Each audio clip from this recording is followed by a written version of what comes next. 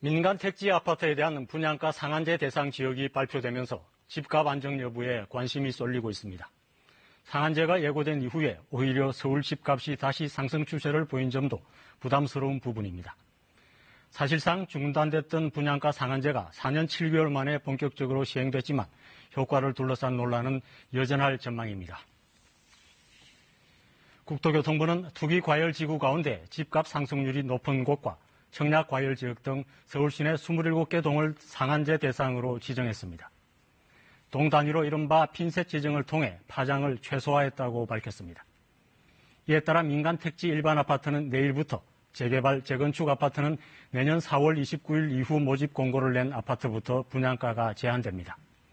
국토부는 상한제 적용 지역의 분양가가 주택도시보전공사 규제 가격보다 5%에서 10% 정도 낮아질 것으로 내다봤습니다. 이번 대책으로 상한제를 적용받는 재건축, 재개발 단지 등을 중심으로 당분간 투자 수요와 공급이 줄어들 전망입니다. 반면 부동산 가격 안정 효과가 제한적이거나 부작용도 만만치 않다는 지적도 많습니다.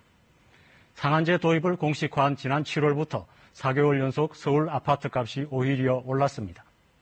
특히 시행령이 공포된 지난달은 0.6%나 오르는 등 지난해 9.13 대책 이후 가장 많이 상승한 것도 우려되는 대목입니다.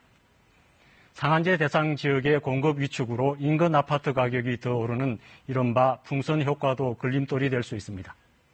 분양가와 주변 시세 차이가 커서 청약 과열과 당첨자에게만 과도한 차익을 줄 가능성도 큽니다.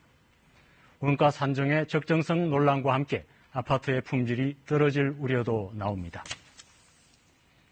정부는 다른 곳도 집값이 많이 올라가면 추가로 대상 지역으로 지정하겠다고 밝혔습니다.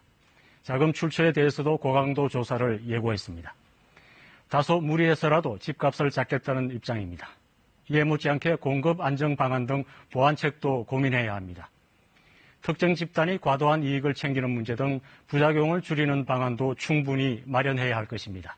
뉴스 해설이었습니다.